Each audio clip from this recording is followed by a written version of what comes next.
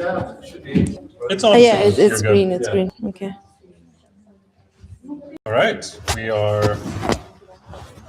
What's on there? Okay, the wrong thing. Anybody who's tuning in, we're just getting started. Trying to figure out how to show the screen to everybody who's here in person. It doesn't seem that it's on. Okay. This is what happens when you last minute decide to live stream to people who are asking for it. So I believe something with the remote. Yeah, it looks like it's coming through on the live stream. Yeah, but how do I get it here? That way, up to the source, up by 645. Okay, sorry everybody. Okay. Over to where the source icon is by There's 646. Am I clicking to there? Yes. Okay. Yeah. And then HDMI. And then everything will change here.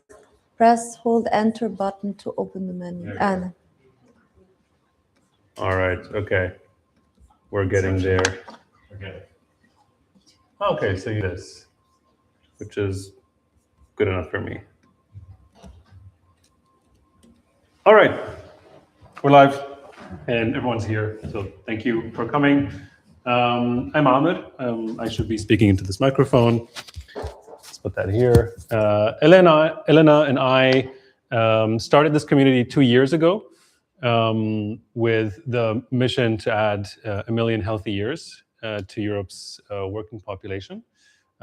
But that's not actually how it started. What actually happened was that my mother had a stroke a couple of years ago, and I became her guardian. I became responsible for her health. And suddenly, as a 35, younger than, year-old man, I had to start thinking about women's bodies a lot and aging. And I had to stop my rock and roll lifestyle so that I could live long to take care of her, and realize that it's a super hard thing to do. Super, super, super hard. Which is why I'm very, very excited to have Tamara here today to enlighten us all. Because while Elena and I have been working on this mission for a while, we have over 1,400 people who have attended our events and signed up and read our newsletter, and 300 of them are testing our application. I'll talk about it more in a second. And we've done more than 40 events. Every time we want to do a new feature in the app or answer a question, Elena's like, oh, there's not enough research on women. This is so hard. I have all the research done for men, and the women part is just really, really, really, really, really hard. So I just want to really put my finger on how dear today is to me on a personal level, and also just how important women's health is and the work that Tamara is doing. And I'll let her introduce herself in full detail in a second. But what we're overall doing in this community is we're interested in reducing suffering. And this is the suffering line. It's a red line. It's your health, and it's how it evolves over the years. And your quality of life decreases. Modern medicine is very, very good at improving it a little bit and keeping you alive at the end. So the end is whatever the end is for you. For a lot of people, it starts at 60, 70, and goes into the 80s, and you spend a lot of time in hospitals taking medicine and not able to do the things that you want to do. And the promise that we're making, that we believe in, is that if you really take care of yourself, understand the science, figure out and get access to the tools that you need, you can have that really long quality of life for many years to come, not suffering and doing the things you love with the people that you love. So for me, that's going to Spain with my mother on the beach. Why am I showing a picture of a car? Because in Germany, you're more likely to take your car for an annual checkup than you are to take your body to an annual checkup. This is a true statistic. I forget the exact detail, but this is a truth. And so I'm talking about cars here because when you do take your car for an annual checkup, there is an expert, like a doctor. And they look at lots of graphs and they look at all the different systems in the car, and they're a car expert. And that's what a doctor does. And we have a lot of this amazing technology that exists today. And that's a little bit what happens when you go to a very fancy Swiss longevity clinic, or maybe you go to a women's retreat. You have experts that are looking after you, and they need that level of detail. And it's overwhelming for us as not experts. I am not an expert. I didn't go study biology and medicine. I built products. I like to make things simple. Simple like a car dashboard. For you as a user, when you're driving, you have very little information, but the most important information. And it beeps, and it's yellow, and it's red, and it tells you, take me to the mechanic now, please. Your body doesn't have that. And that's what we're building at Liv. We're building a very simple, easy to understand dashboard that helps you know how quickly you're aging. Are you aging too fast? Are you going too hot? Do you need to slow down a little bit? What is the state of your body today? What is your age today? This is my latest data. I'm doing okay when it comes to speed of aging. My biological age could be better, and I definitely need to work out more for sure. There's a lot more data on the dashboard, similar to a car. There's a lot more data. And for the experts, they can drill deep into the data. This is me. Started this journey a couple of years ago, started testing December 2024, so a bit over a year ago. And you can see on the right here, my biological age was a bit elevated. So I was almost 3 years older, right? This is simple speak. This is easy to understand for you and me. If my body's older than my actual age, that's a bad thing. That's why these circles are yellow. And I was aging at a slightly accelerated pace. And then following basically a lot of the protocols, understanding the science, things like supplements, exercise, and so on, lifestyle changes, I've been able to slow it down over the last, what is that? A little bit like 2 years, year and a half. I'm bad at math. A year. I'm finally in the green. And if that's interesting to you and you want to get a dashboard like that, you want to understand how your body is aging at a snapshot level, you can join our beta. It's an open beta. Everyone can just sign up. We're very hands-on at this phase. So you get time with me, you get time with Elena, you get time with amazing people like Tamara if you want. And we can help you start your longevity journey. But today is not about that. Today is about Tamara, and it's about women's health. It's not about women's health, not about me. Yeah, absolutely. We're not good. Perfect. So I'll hand over to Tamara. I'll share her presentation, and we can take it from there. Yes.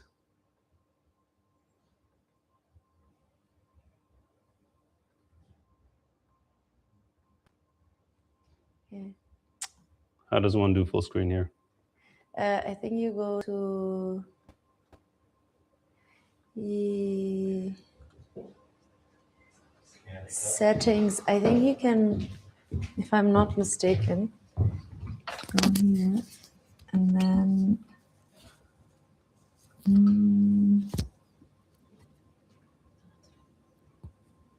no, there should be somewhere like a full screen. Is it? No, now it's out. It's getting out because of maybe. Okay. All right. It's not perfect, but it gets the message across. Thank you, Tamara. All right. Thank you, guys. Hi, everyone. Thank you for coming. Before I start and introduce myself, I just want to ask audience, is anyone maybe having medical background, health background? You? Okay. Are you a doctor or? Oh, medical background, and now I know I'm not such a medical. Oh, okay. Medical history. Okay, medical history. And do any of you practice anything? Like, are you would you say I'm a biohacker or doing any kind of, like, what brings you here? Yeah, you? Okay. I would more like, what brings you to the topic? That would be my question. Tell me. I mean, I am not a biohacker and I don't know anything about actually my future health. That's why I'm Okay. here to learn. Okay, good, good, good. Anyone else wants to? Yeah. Yeah, I spoke already with some people here, but I recently started to work for a company that does genetic testing Mhm. for families mostly, and like women's health and fertility is a big topic there. Okay. So healthy pregnancy, IVF journey, Yeah, yeah, yeah. and saw a direct connection and decided to show Okay, up. good to know. Anyone else? What would you love to find? Because right, it's a very big topic, precision longevity for women. I mean, what does it mean? So I'm just trying to fit it to your needs. Say, you, Yeah, so you can go first. Yeah, yeah. so I maybe would not consider myself that I'm doing some biohacking, but I do follow some of the metrics, Mm-hmm. and I do regular checks when it comes to my blood tests Mhm. and some hormone checks. So I'm just interested to see maybe some more patterns, or like what should I follow when it comes to longevity and like future health. Okay, good. Yeah, tell me, all of you, and I think I'm changing my presentation now. But just to go for it, I'm searching for a link. Yeah. What got me hooked was the idea of hormone therapy that can be tracked with biomarkers, because I asked my doctor about hormones and if I should be checking mine, and she was like, oh, it's very difficult to measure, and don't worry about it. And that's what I'm left with in terms of measuring my hormones and seeing if maybe am I in perimenopause or not. Exactly. So And you want to it's know hard what to is happening. know. Yeah. And may I as well? I also very hopeful to learn today when it's time to start hormonal therapy for women, because I'm 36, and the science and medicine is changing there. Yeah. And I heard about the window, so I'm Okay. curious about the window. No, come on, no. Okay. Great. I will then, because just a second, view access. Can I send you, is this your laptop or? Yeah. I want to send a link to you just because I want to do an introduction for everyone. So we know what we talk, and then I come back to this presentation. Can I send it to you on email or? Sure. I'll receive it however you send it. What is your email? That's just type it here. Sorry, but I can start already talking so we don't lose time. Perfect. And I do this. Wait. No. Sorry. Paste. Let's see if it works. I sent it. So yes, my name is Tamara, and I'm a doctor by training. My journey has been quite interesting when it comes to medicine. So after I finished my main work actually, and defended my thesis in IVF. So that was the area of interest, female health in general. And already there, during my studies, I was very frustrated because I was like, this is not a medicine I want to practice. It's protocol. Everybody goes in the same thing. And somehow I got a hope. I thought hope is technology. Do you sign it? I don't see an email from you. From me. Okay, wait. Send. It's not in spam. It is in spam. It is in spam. I'm sorry. Because I did it. Try. Is it working? Yes. Perfect. And I'm actually fascinated. I mean, so yeah, that was the journey. So where it led me is to work with a lot of health tech startups. I worked as a product manager, so I spent many times in IT actually. And 2017 with Allianz Insurance, we built the first biological age clock. So it was already back then interest, but we were too early. 2017, nobody talked about longevity. And for me, it was really, I was inspired to with technology, we built engines to analyze your blood test. So you will put a blood test and we give you biological age or give you some predictions about your health and insights. And for me, it was like, okay, if I cannot do it or change the system, maybe with technology, we can help a large number of people.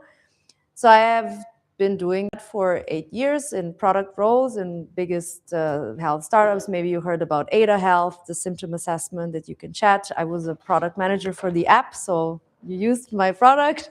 Then I worked for Kry after, which is the largest telemedical company in Sweden. Built many different online programs with apps and so on, but somehow it was always same pain point. Women are completely underserved in healthcare, even in digital. Even when we build products and create digital products, it's still we do not tailor things for women, even though women are the most the largest number. They always take the largest proportion of our users. Because women usually are not just taking care of themselves, but they're also caretakers. So they take care of their children and so on. So there's quite a lot of need there that is always missed.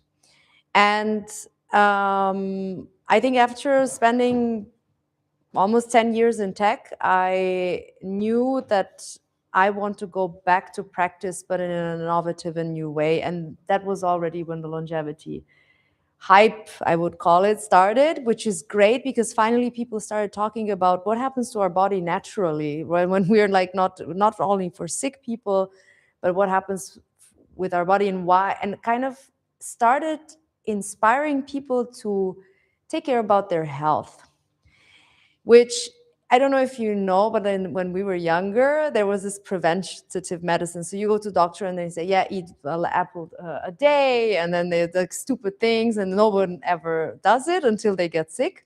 And suddenly with longevity, everybody's interested to stay healthy and to be more healthy. So I think that's what was the rebranding that we needed. So I'm very happy that we're here. And why this presentation I actually did in LBF, which I don't know if you know LBF. It's a longevity biotech fellowship, bunch of nerds gathering together and trying to solve aging. And funny enough, it was 100 people, a lot of scientists in this space. And what I talked there, no one was aware, and I was shocked. So all these scientists are studying aging science, right? And we have one organ that ages fastest than any other organ in human body, which is our ovaries. And nobody studies that. So for it's just absolutely shocking that like women are we have it in front of our nose. It's in our bodies as humans, and we are completely ignoring it. Same way, even like progressive longevity scientists as well as medical scientists.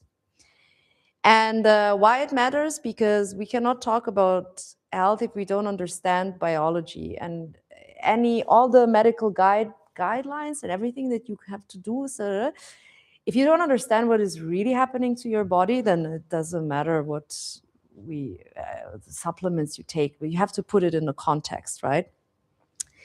So that's why I wanted to go actually to this presentation, because it's just baseline. How much time do I have? That's important also. Half an hour? 1 hour. 1 hour? Because now it's 7. So I can do till 8? Can you do till 8? Okay, I will try to make it. Yeah, because, and also like just please, because we're a small group, just say tomorrow it's enough, stop it, it's too much.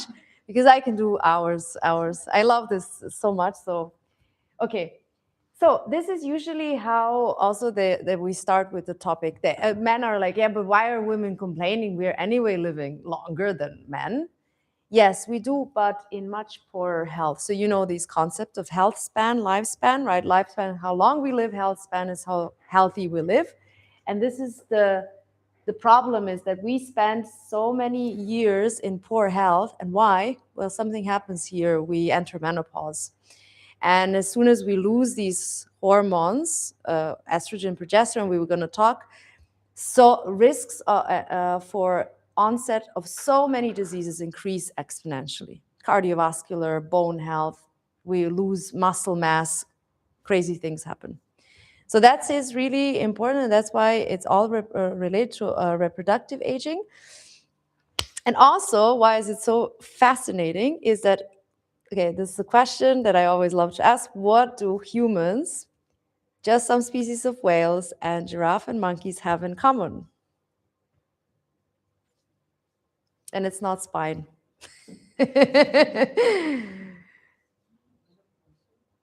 Well, yeah, menopause. Yeah, someone whispered. So only these 4 animals have menopause. None other animal, right? So mouse, like some monkeys have, right? But also not all monkeys. So this is really rare in whole animal kingdom. It's really unusual that we have this, right? So if it's just with these 4 animals, like that must be that there has to be a solution for it. Maybe in genetics, maybe in like pharmacology and so on. But and that's why we need the research. We need to look into genetic code. What is programming our body to enter menopause, right? Because it's obviously not a biological imperative. And yeah, that's related to this organ aging super fast, right? So we just, it ages fastest than any other organ. And we know that by last year, we have 1 billion women in menopause. So when they say like it's not important, like it's a huge market, and it affects every woman. No woman will skip this. So it's so important that we talk about it. It's like there is nothing more important that we should talk about it when it comes to medicine. And what I always am fascinated is that I'm not sure if it's this slide. I will tell, but I have this slide, but I will tell it now. Do you know how many hours a regular medical student spends studying menopause? How much we as doctors are trained in menopause? 5-10 hours. Yeah, other guesses? 1.5. That's a closer answer. Less than 1 hour. So to your question, I think you asked why my doctor doesn't understand. Well, because they never listened anything about it. Any doctor you talk about is completely not trained about what is happening in it, and they do not know to interpret your estrogen, progesterone levels. They have no idea. We don't have benchmarks. We don't know what to compare. We don't know to say, okay, now women has to go in HRT or not. Not to even mention that HRT was not practiced until like last year or so in Europe. It was in US, but because of this crazy study, it was completely stopped to be practiced. So no one knows how to prescribe it. They're all afraid. That's why they are discharging women and being like, yeah, you're fine, because they don't know. Yeah? Just today in the morning, it's testing day, so I took my mom to get her regular blood work done. And I told her Hausarzt, who is a female doctor, end of 30s, and I told her I'm worried about how she's becoming increasingly insulin resistant, and I'm exploring HRT. And she's like, you have to be very careful, lots of side effects, very dangerous. Yeah. And still, what she said yeah. to me. We did. I mean, I gave this lecture also at Rostock Medical University. There was a very renowned professor, gynecologist. We did the talk and just kind of open up that the HRT is a normal thing and people should. So when I say HRT, it's hormone replacement therapy. Actually, it's also wrong name. It should be just hormone therapy. And he was like, yeah, this is all what you're talking is off-label use because it's officially illegal. You should only give hormone therapy if women have super, super severe side effects of menopause, so like hot flashes. But actually, that's not the case. We should, now we have new studies that are proving, so when we have brave doctors who are stepping in and doing it. By the way, I can tell you which doctors are good here in Germany. So yeah, and then you can go and talk to them. But just so you know, like again, to put it in perspective, because we are here in longevity and so we have, right, everything is declining, functions of each organ system, cognitive, neuromuscular, lungs, and then what is different between men and women, right, that men can be quite fertile also till the end of they can make babies. And we lose this ability to make babies when we are already 50.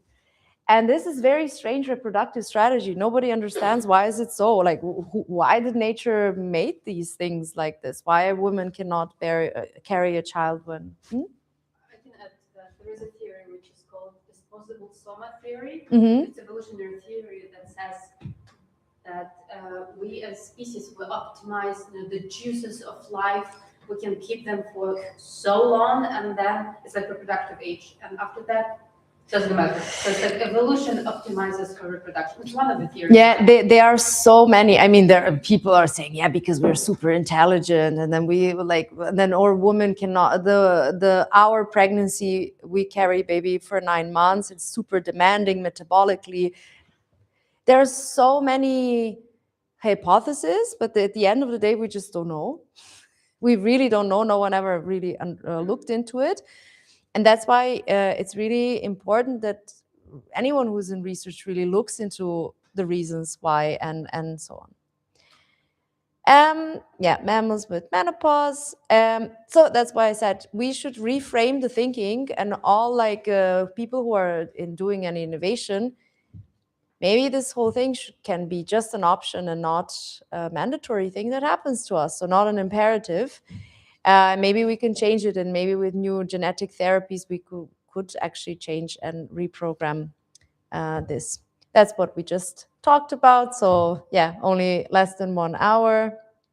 So why is it happening? And maybe you know this, but this, like, for me, this is important that you take, not like, then I will talk about what we do, but it's, no one knows this, and it's embarrassing. So this is what is really happening. We are born, like before baby is born, we have a really like many million eggs inside. And something happens and no one also understands. As soon as the female baby inhales the air, so when we get out of the womb, this number completely drops to this 1.5 million, whatever. And this number drops to this super radically to this as soon as we start breathing air, which is really crazy. And what happens then is that for some reason, these cells, our eggs, do not multiply anymore. They just continue to die, which is completely opposite what happens with males, right? Males have their stem cells, sperm stem cells. They're constantly creating billions and billions of these cells daily. So, and this is it's completely fascinating. It's a different biological process. And we just have these eggs. So also, why is our body so sensitive? Because whatever we imagine, so these cells never change, never regenerate. They're just always there, and they're just always with us. So that means that everything that we do to our body during these ages affect these little cells. That we're really, it's not nice. Like, man can, drink and I mean, they also have a lot of issues as well, and that's now being shown that lifestyle as well is affecting sperm quite a lot, quality of the sperm. But also to women, that's why women are naturally more healthy than men in general. We have kind of this, like, our nature also is aware of this, that we have to really take care of what we're doing and so on. Because everything, these cells are constantly saying, and the funny, beautiful, I think also thing is that, right, you're born with these cells, so they're never created, which means that the cell that you are all made of here, the egg cell, was alive back in your grandmother's womb. Which is beautiful, I think, when you think of it, because that means that even what your grandma did in her life affected that egg cell, because it was already in your mom, and then it was with your mom, and then you were made out of it. I think it's really beautiful, right? The whole maternal line, right? And why and we talk about epigenetics, right? What affects to us. So Karma. Genetic including karma. it's the genetic karma.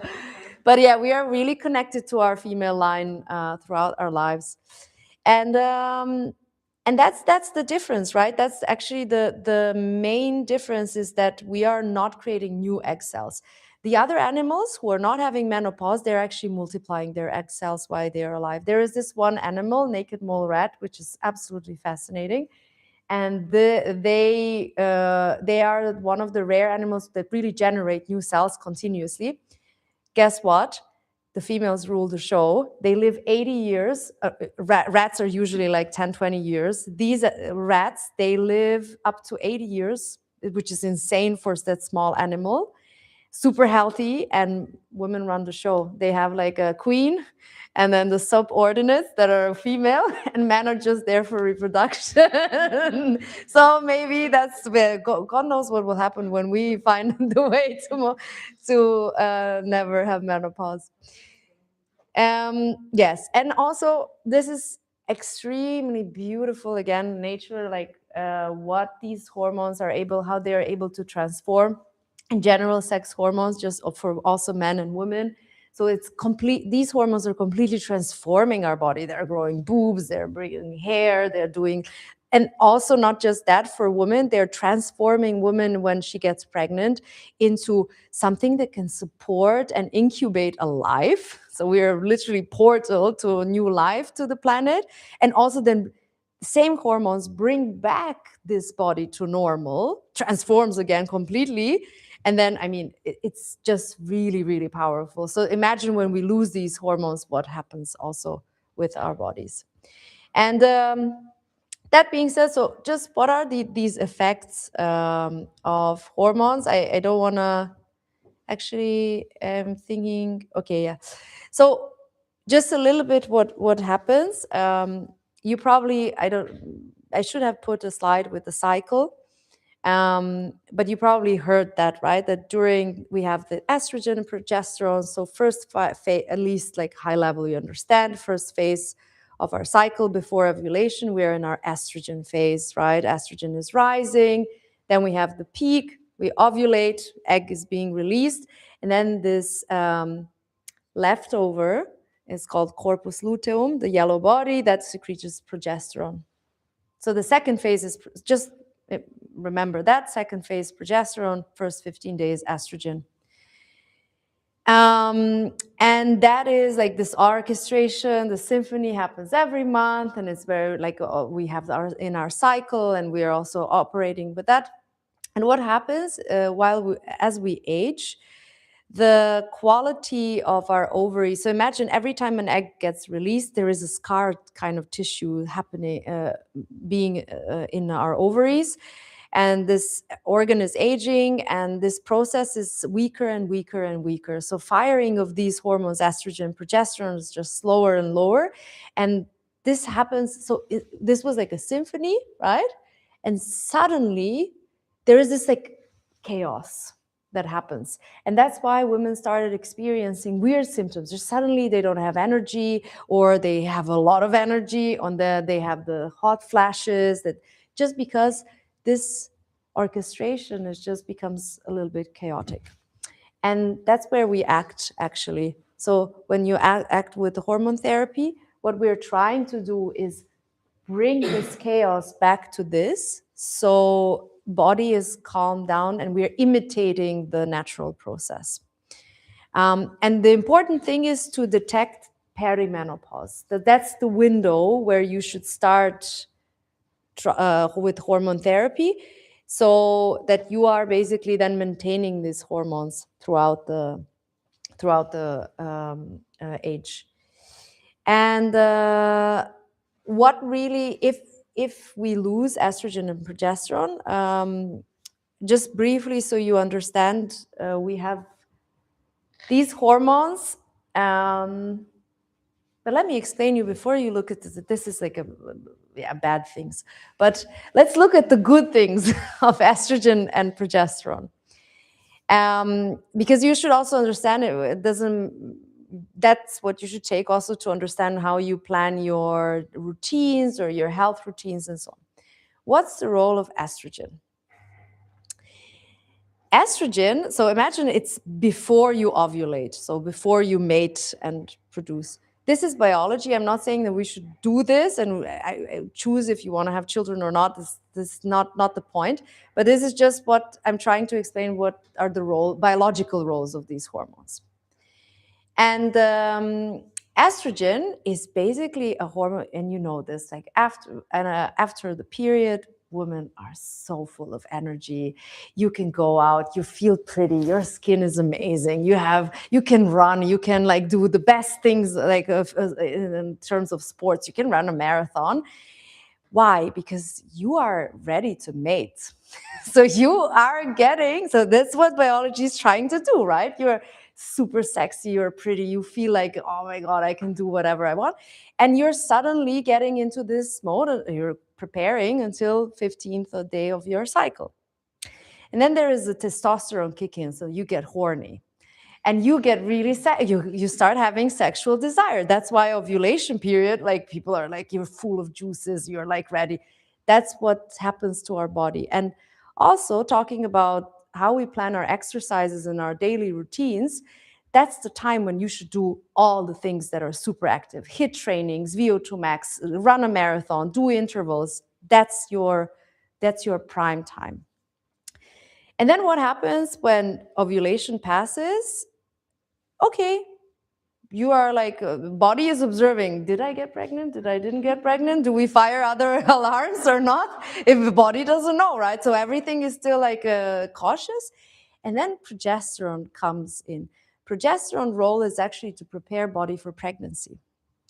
So progesterone pulls all the metabolic resources, so everything that you eat and so on, to feed the womb, to prepare it. Because if the baby comes in, all the blood, all the nutrients, everything has to be ready, right? So for the baby. So that's why you sometimes feel like I'm so slow, I am bloated, I don't know what's happening. So women experience it in a different way, but this is the time when we eat much more, we are hungry, we have cravings, because that's a natural signal to your body to prepare.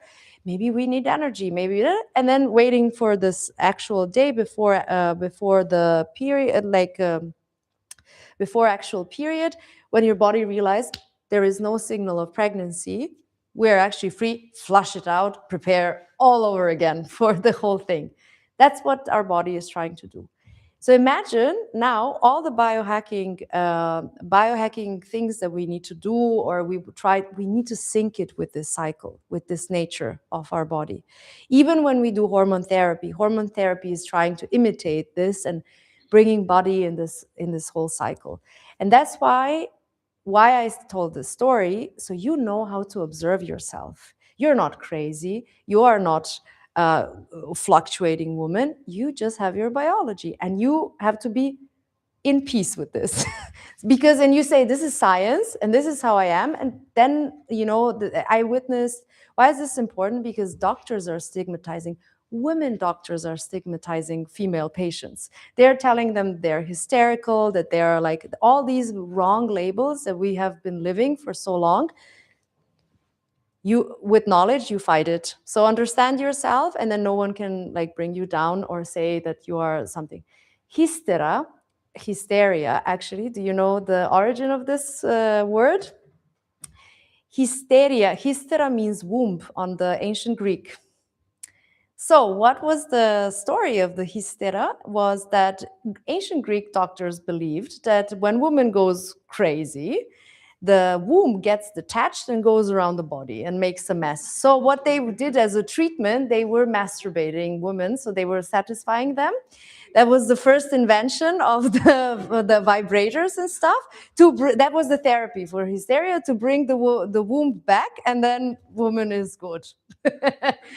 So this stigma, has been for a long time there in medicine. So imagine, we still use this word. We still say hysteria, right?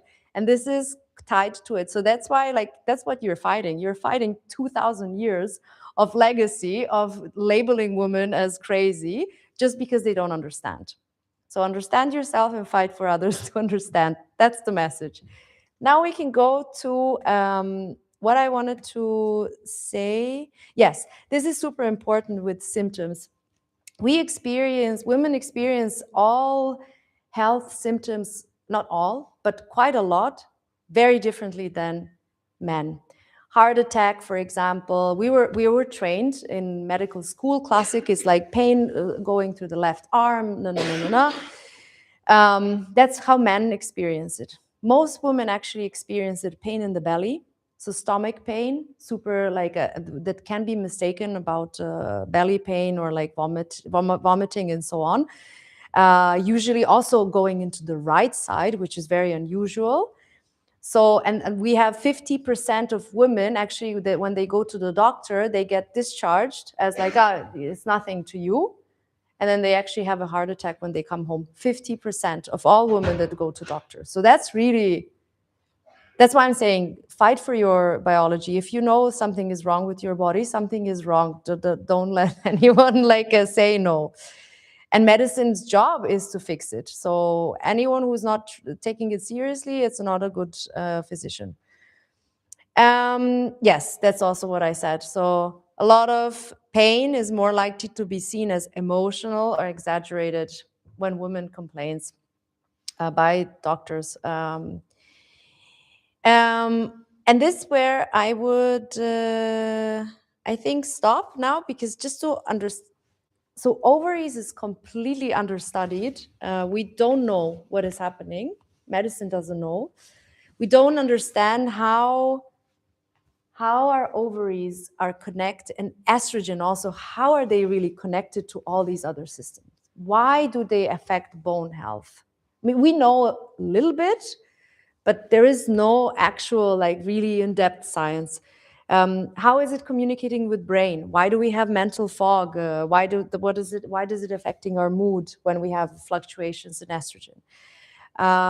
There are a lot of questions of how is it connected to the gut biome, to all the bacteria that you have.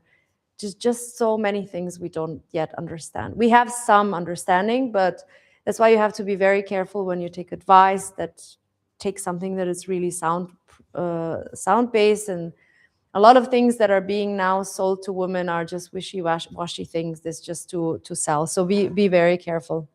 There is really, really little science, as you also said. I would like to add one Yeah. sentence of the mechanism of action. Estrogen is a hormone, and it binds estrogen receptor in the cell, and then they sit on the DNA.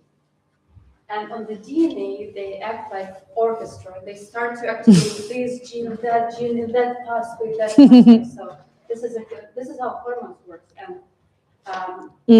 testosterone hormone also, it's a molecule that are kind of that the dirigent. Conductor. The orchestra. That's why they have a plethora of molecular effects in different organs. Absolutely. And this, what you said, that's why I say everything that I'm saying for women, same thing means for men. If you don't sync your your longevity strategy or any health strategy with testosterone levels, with your also reproductive health, then you're not doing the complete and right thing. I do private health management. Mostly my clients are men outside of UEVA, the company that we do. Most of the time we are actually looking into testosterone levels, and we are measuring how successful we are in production of testosterone, because this hormone is so important on how you feel good. And also men have problems like prostate enlargement and stuff. That happens because the testosterone gets lower. So if you actually maintain the hormones, you will not have these problems. So it's reproductive health in general is so stigmatized about both genders. It's just like, that's thing for making babies. No, this is essential thing for our health and for our bodies. And it's completely wrong to to just do it as a last thing in the whole cascade of things. Okay, this is I will skip a lot of slides because I did this talk in front of like experts, medical stuff, but still I would just tell you, read the titles, maybe not all the subtitles, but at least the thing. What I do actually, so there is this term called precision medicine, which means that you would not do protocols and apply a bunch of like standard things for people, but you actually really take a person, understand all aspects of this person, then you tailor the treatments, whatever you do, and it can be lifestyle and medicine, like drugs or whatever you give to this person, that is really, really tailored to this person. And why is it called precision? Because you continuously measure, you're constantly measuring. People go once a week, 2 times per week, depending on what therapy you're doing, to the blood tests, and you're really trying to see constantly what is happening. And why longevity instead of medicine? Because longevity has a different idea. You want to make people beyond, not to just accept, okay, this is a good state, but to really bring them to the best possible health as possible. Which we know still that aging happens, but if we are here, that's the curve that also Ahmed showed. So if we are here, we're gonna age very fast. If we are here, we're gonna live much longer and then age. So that's the goal of longevity medicine. All these complex things just means that we are guiding ourselves with biomarkers, and that's all that you can measure. Orthomolecular medicine means supplements. So everything that you're taking is micronutrients into your body, including IVs or oral supplements. And regenerative medicine. So you probably heard about all these, like from PRP to other things. So I have and it's nice. You can ask me questions. You probably went around Berlin and saw what people are selling. So this is a good time to ask. About me. I mean, you can read. This is the best way that I introduce myself. I already said that. So this is the content. So I will stop here. I want to actually, so I have a slide on why women, why longevity, why now. We already went through that. Just explain you what is precision. What is the biomarkers we want to measure for women? That we can talk about that. How's the hormone therapy working? What's the framework? Orthomolecular is the supplements. Regenerative is all the PRP, aesthetic medicine, and so on that is being given.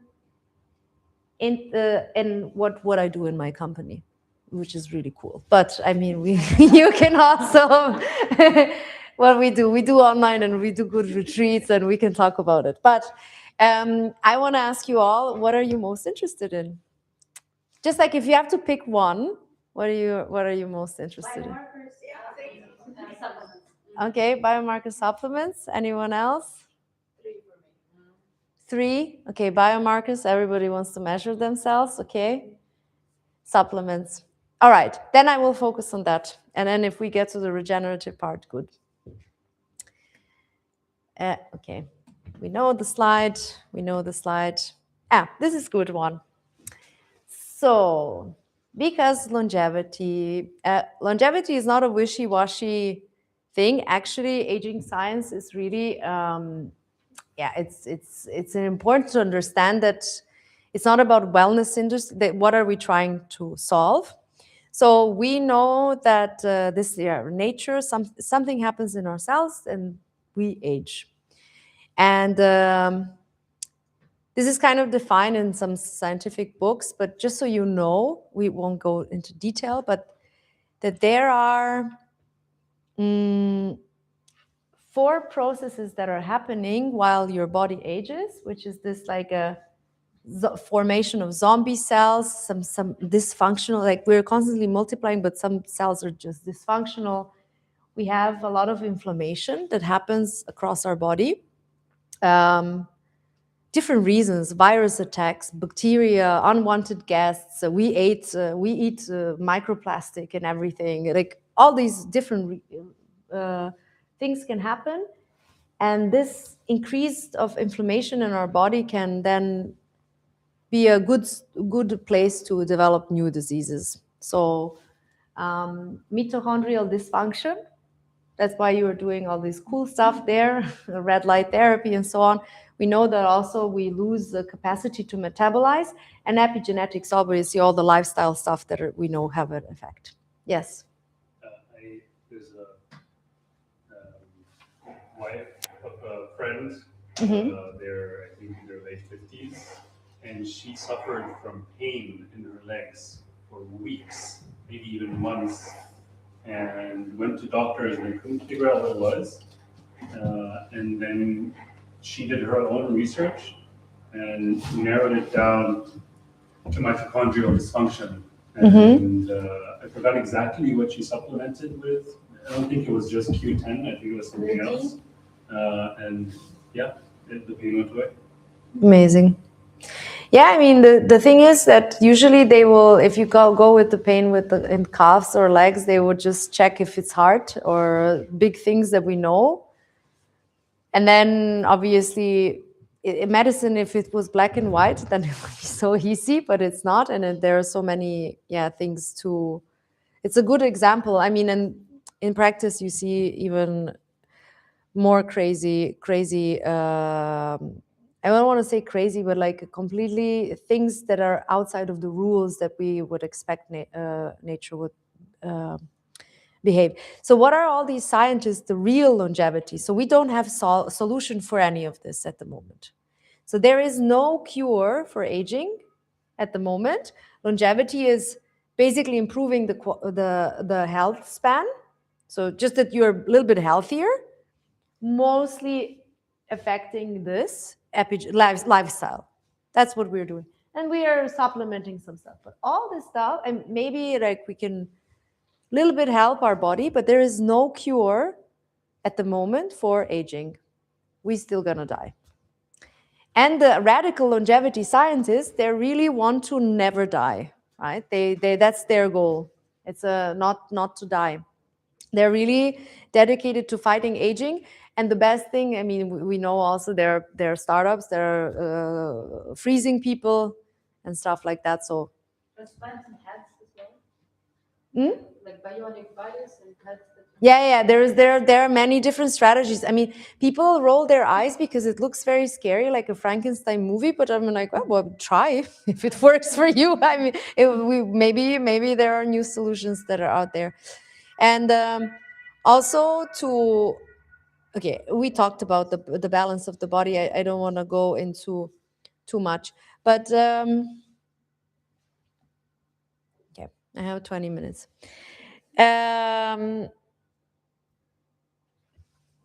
No, doesn't matter. We go further. I want to actually say some parts here. Just so you know, if you observe your body at some point when you're 45 or whenever, 50, 55, some women do not have any of these symptoms. But maybe you have a mother or you have a grandmother that come to you, and women are very shy not to speak about it, but maybe you can listen carefully and then address any woman that you know that is older. These are usually the most common symptoms that women experience. Hot flashes, these night sweats, when they just, it's called Wallungs, like it just suddenly there is a sweat completely and they feel so warm and it's unbearable for some women. That's like the most common or like radical symptom when women enter menopause. There is actually really, I even say reported by almost 60 women who are entering perimenopause that they feel that they are not themselves anymore. They're forgetting things. They have this brain fog, like constant tiredness and so on.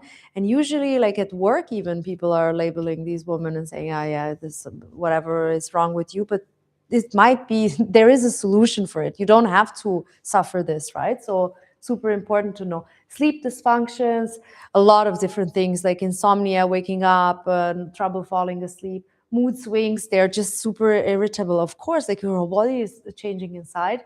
There is a lot of risk of depression. We know that. Joint pains, aches, we have a lot of onset of autoimmune diseases that also can happen. Yeah, being overwhelmed. Super important, sexual dysfunction. So what happens when we lose also estrogen is that vagina becomes very dry. And then suddenly also this is like in marriages and relationships, people like women suddenly don't want to have sex. And then they're very shy to say to their partner, hey, like actually I have problem with, I have pain when I have sex. And also can be so easily solved with the estrogen cream just being put there and then everything is fine. But just so you know, and also what this can lead to is increase of infections, urinary infections, which are really like then women have to go to like antibiotics and stuff. So these things you should be always careful and always say, maybe there is something more to the woman if they are experiencing like a lot of stuff. And what I wanted to say,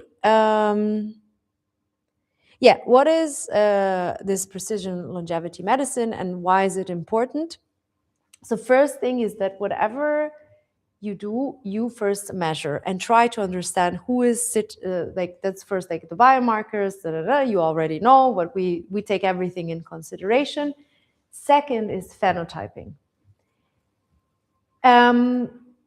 This I put here because I actually got inspired this not just from our science and epigenetics, but also Ayurveda medicine.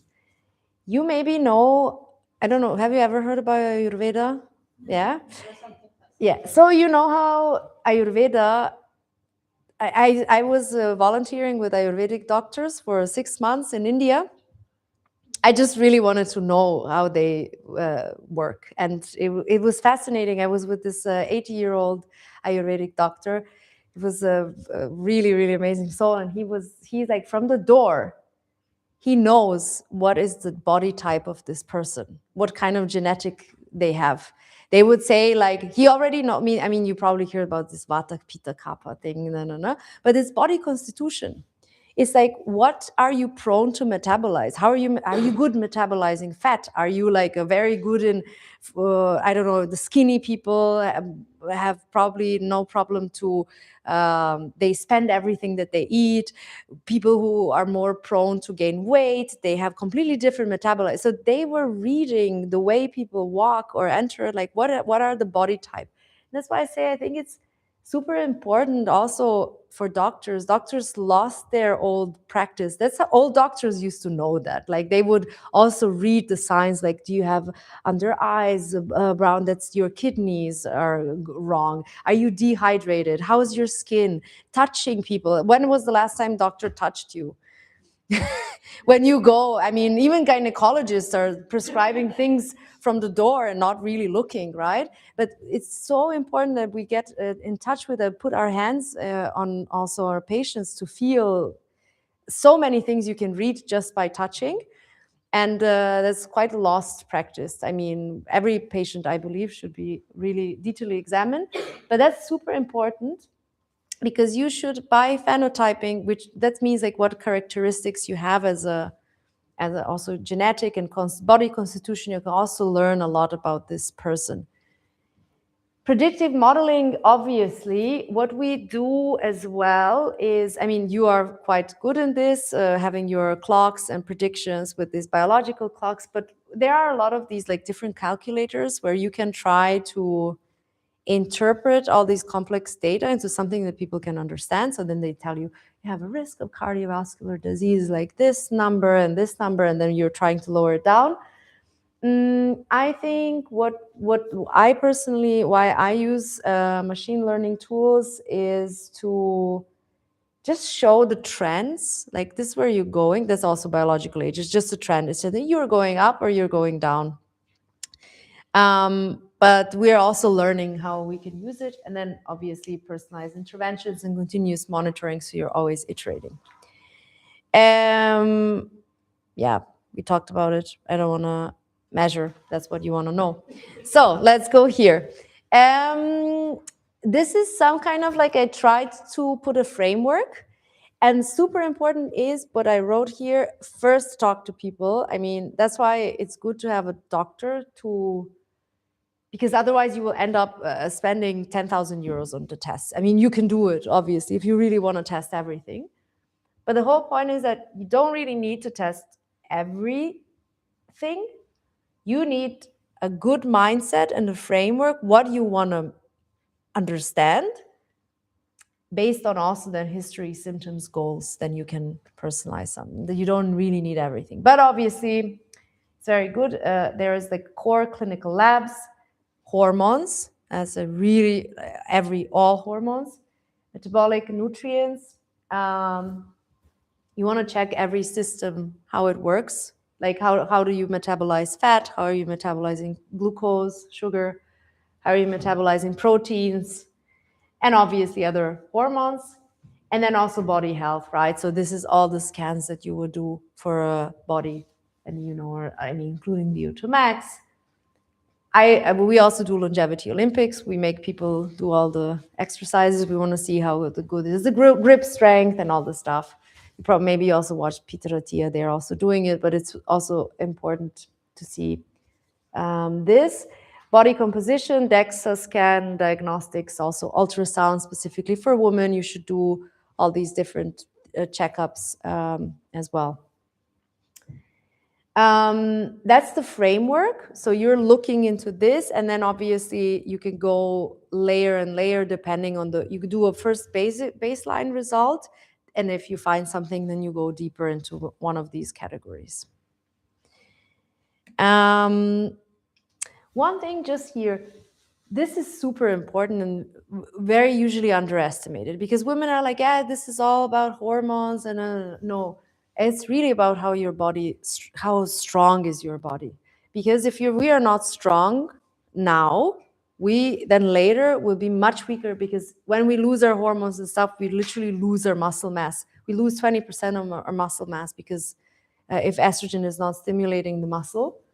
So it's super important that we are strong, that we work on our muscle mass. And women are always going to like Pilates and stuff, which is great. I do Pilates, but also lift weights. That's very important. So, hormone therapy. Do you want to hear about hormone therapy? Okay, because there were supplements as well. All right, so I explained you already. Estrogen, progesterone, testosterone. Super important also testosterone for women, and I explained you that's where we get like our energy and so on. Also libido, right? So for some women who are entering menopause, I explained like sometimes they lose libido, so sometimes also testosterone is given. It can be very, very good and beneficial. And I would just explain that you know about these three, right? But they're so much more complex. Why? They are the end, right? Testosterone, estrogen, cortisol, and aldosterone. Progesterone is there. The thing is that there is like, right? There's like a metabolism, very complex biology. And sometimes in the hormone therapy, if it's done right, you are trying to, I'm just trying to, you understand what doctors are trying to understand. We're trying we measure some of these parameters, and then we're like, where is the problem? Sometimes this guy does not transfer here. So then you have to fix this part, or this doesn't work. Or everything is gone, you just need to supplement the end. So sometimes, for example, this is given to women because you're trying to, for example, this part of still works, so you're just giving this to women. You're trying to stimulate natural production of estrogen, but sometimes it doesn't. So that's why I'm saying it's very complex, and that's why you need a doctor. That's why we do this precision. We are measuring. because no one ever measured before, so we are learning. Yes? Oh? Sorry, I have to. Yeah. My girlfriend is in her mid-30s, and would you recommend her to already measure? No. I mean, no, measure, yes, absolutely. We should always measure our hormones, that's for sure. Obviously, like if everything is good, healthy, like your processes are fine, you don't need to do it every year. But when you, for example, cross 40, like around 40, 41, you should do one hormone test just to see where you stand. And if it's still everything, for example, I do it with my women patients who are like 41, 42. We looked at the hormone baseline in different stages of cycle. It's doing good. It's fine, right? We're just following. At some point when it gets to lower certain threshold, or she started having some symptoms, then we think of implementing. Exactly. How many times you do? As I said, if you don't have no symptoms and everything is fine, you can do it after 40 once a year. I would recommend. Within one cycle, you do several measurements. Yeah. You could do beginning of the before the actual period. That's when you want to see progesterone, and then maybe at the after period, let's say 5th day or so on, you would try to see how estrogen is good. So that's what you're trying to do. But don't stress. I mean, if you're healthy and fine and everything is good and there is no problem before 40, there is we know that there is a early menopause for some women, but yeah, you would know if it's the case. And I mean, it's just important. I always ask women, we have to, like, for everyone who's before 40, the main question is, do you plan to have a child? If you plan to have a child, the story and recommendations are a bit different, right? Then we have a different discussion because that's your goal. If you don't want to have a child, then this is what I said, right? So listen your body, obviously see if it's not working, then check your hormones, but you don't need to do it if everything is fine until you're 40. Yeah. Sorry, what would be the difference? The difference is because then you're trying to advise women, okay, let's then check ovarian reserve. Let's check how many ovaries are there. Do you have to do egg freezing? Do you want to do egg freezing? Why yes, why no? I think it's very important for women to reflect on that decision because a lot of women want to have children, but they postpone this decision because of social pressure and other things, because we also want to build our careers and stuff. And it's not easy to find a good right partner, specifically not in Berlin. So, I mean, let's not even open that box. Who's caring, who's there to support, I mean, whatever. So, I mean, yeah, it's difficult, but you have to know that if you want to have children, then get out of the city or yeah, but like find a solution because it's super important. If time is really ticking, and you're not going to get younger, and you're not going to get more ovarian or like eggs. So you should plan that in your life, because I worked with so many women and I supported so many tears when it was too late. And then it's not a nice thing for women that wanted that, right? So if you want children, take this seriously. Act on it. There are solutions. We're living in an amazing world that has so many options out there. Use it, plan it. And also make your relationship decisions based on that. Like, if this is not the right guy, ciao. Don't stay in a relationship that if someone is wasting your time. This is super important. We all made this decision, this mistake, right? That's what we all made this mistake. We stayed too long with the people that were not the right ones for us. But then, we are sensitive, and women should also become aware. We don't have a solution for this, what I'm talking. It's a very nice story, but we don't have a solution for it. We cannot reverse the eggs. Yeah. But freezing eggs is an option. Exactly. It's an option. And you should think of, do you want to do it? Why should you do it? Also, it's not like blind, as I said, there is a thing with egg freezing. One friend of mine wanted to do it, but she was too old when she wanted to get her eggs freezed. She Really? was in mid or end of 30. Why? Oh, what, did they said that? They told her she should have done it when she was 30 because of the quality for the journey. So I was going to say, Yeah, I heard about the quality part also in the late 30s. So, okay, I answer this question. So, we know that, yes, because eggs are, I explained it, they're constantly with us. So everything that we do to our body obviously affect the eggs. And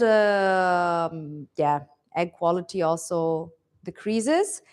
And we know, I mean, this is like a fact that, for example, genetic diseases like Down syndrome and so on, like the chances increase with age. So if you are like pregnant, I don't know, 40 plus, there's definitely higher chances. That's why we do all these scans on the first trimester. If you go to gynecologists, they measure certain things just to detect if it's like a pregnancy like this. But, very important. This statistics was done in 80s. What pregnant people were smoking. Like pregnant women smoking and drinking, and it was all, so it was completely different life standards. People were living not like now. We're here in, you want to say? Yeah, that's something that I'm super interested in this. Yeah. In this fact, specifically the egg. Like I've been really interested in looking at these different cells, and that's why I'm very interested in sort of these eggs and this being not, like you said, the only cell that's incapable of regeneration. Yeah. But what I think, this is just my personal theory, is that, if 30 is the new 20 and we're actually seeing this regenerative medicine prolonging people's health and they're thinking we're going to live to 120, why is female health not in this category? It is. Recently, I mean, you can say whatever, but recently we looked at Sienna Miller or whatever coming out at 44 or 43, pregnant again with her second, baby with her 27-year-old boyfriend. And I'm like, this is the direction we need to start going in, and not just categorizing everything as like absolutely living in 1980 or like we're all 30 and stuff. I mean, we look also like look your mom and then look J-Lo, and then you're like, okay, I mean, how is it possible to look when you are? But the whole point is that my key message is, first of all, listen to your body. Everybody's different. And unfortunately, doctors I heard this story so many times when they're like, women come when they're 40 to gynecologists, they're like, you're a done case. Like doctors saying this to someone, I mean, I think it's really like, it's really, really not how medicine should be practiced. Everyone is different. Give a chance to your body, obviously, but I always say, if you want to have a child, just think about it a little bit earlier, right? Everything is possible, but if it's something that you want, make your life decisions based on that. And it's better, obviously, just knowing the science and what we know, do it sooner than later. And don't waste time if you want that, don't waste time with the men or women, doesn't matter, partner, whatever your preferences are, but don't waste time with partners that are not wishing the same thing to share with you. Just the extension of that, though, I think that it's also not the end when you're 40. Do you know Absolutely. It's not the end if you don't have a child. I mean, decide at 40, I want to have a baby now. There are so many donors. There are like different things. I mean, as I said, there are so many options, and Berlin is quite open. You can like go to these meetups where people are exploring different options but I wanted to just say also, if you're going, for example, I have also quite close friends who are, for example, a lesbian couple that went through insemination. Insemination, when it's done in that way, is also doing hormone stimulation to women. And the problem is that when you are older, you are more sensitive to these like high dosages of hormones. So it was like not successful in a couple of cases. So just I'm saying, even that, right? So whatever you want, it's fine. But if you want family and you want children, just think about it and have it in your mind when you are deciding, if you want to stay in a relationship or not. Or also, you can do it alone. I mean, there's solo parenting, but just think about it, right? I always say it. And the rest is, I mean, this obviously, this is used for our like reproduction, but this is not just about reproduction. All of these things are just about are also essential for our health. So for me, it's just like there are options, and always listen to yourself, and do not let these like anyone judge or put a destiny on you. So what you mentioned, so don't, like, if anyone, a doctor or a medical professional not tells you, no, you're done, don't give up, like listen to yourself. Yes. Ta-da. So you will ask me, what is the best window? So under 60 or 10 years before, like in this window of menopause, if no contraindications. What is contraindication? So why hormone therapy was so scary? Oh my God, I'm not at the time. I should stop. But why was it scary? I was trying to show it, breast cancer. That's the answer. So they were like, okay, because we know our cells are making mistakes, and if we give estrogen, then breast cancer. That's why I say contraindication. You have to know who's your patient, because there are these like anamnesis in the family that maybe women have like a breast cancer in the family. No, of course, then you will be very careful and do different strategy. There are studies now that actually show that we reduce the onset of breast cancer if we start with hormone therapy on time. Do you know, actually, I mean, most women are actually already taking hormone therapy who are on contraception. Contraception is a hormone therapy. So why is this scarier than the other thing? So just to think. There is definitely, what I said, the latest studies now really show that all the benefits outweigh the risks. Definitely something to consider. We can talk about but I wanted to just say at the end, what do we do? Because I'm serious, I need to stop. You will all, you will probably want to go home. Company UEVA, we have a digital first platform where we wanted to offer women guidance in terms of concierge medicine. So concierge medicine is very popular in the West, meaning US. All the rich people have their own doctors who are like doing private health management. We try to make it accessible to women. We operate the medical services from Serbia. I'm from Serbia. But from Germany, we also have a large network in every different location of doctors and so on. So we can guide you where to go. So we do the assessment and interpretation, but online is done, so you can use our services. These are like online packages, basically. So we have a comprehensive 360 health assessment where we do deep diagnostic panels, advanced risk profiling, doctor-led interpretation, full health span baseline. You get a very extensive report on 50 pages of all the status, but we also do it remotely. So we have clients in US and here in Germany. We tell them where to go and what to test. They can do it, and then we send take all the results and interpret this. We also build personalized longevity blueprints, so we create individualized plan. So for every person, like how do you optimize your health, nutrition, activity? We really work on every aspect of life. And also we offer with our partners together, also here in Germany. That's why I said if you are interested, we can really navigate you to our partner doctors who are doing hormone therapy, and they're very good. And my favorite thing that we do is actually retreats. Treats. We realize also, like, for people it's a little bit, the online is great. A lot of our American clients really love that because we are much cheaper than whatever they get there. But what we actually wanted to do, we wanted to bring people for 4 days, or women for 4 days, and then you don't have to go around and you get tested and everything at the retreat. So you can do a blood test, VO2 max, everything, and plus live a longevity lifestyle.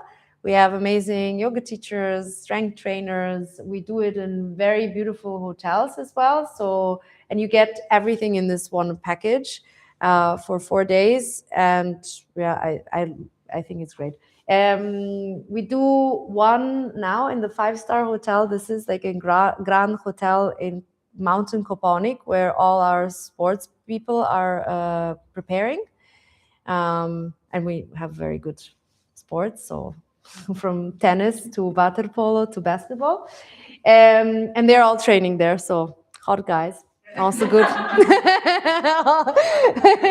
So yeah, just a hint. We're working our reproductive strategy. Yes. And then no, it's really fun. I really say. And we have we bring also the medical equipment, so you can really live the longevity life. We do rejuvenation from red light therapy, cold plunges. We also do long hikes around. It's going to be really great. That's one in May.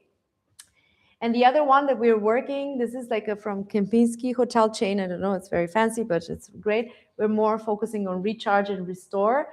It's a beautiful, beautiful location in Istria. And we also do a lot of treatments. And as well, the key thing in this retreat is that we are doing, you get everything 360 assessment. So we have a medical exam before. We are personalizing the whole protocol for you for 4 days. So then you get tested, blood test, we interpret everything, and then you also discharge with the plan. So it's not just coming for rest, but we do all the online program just in this 4 days. This you can sign up and we can have a call or like with my co-founder and so on. If you're interested, you can scan it or visit our website also.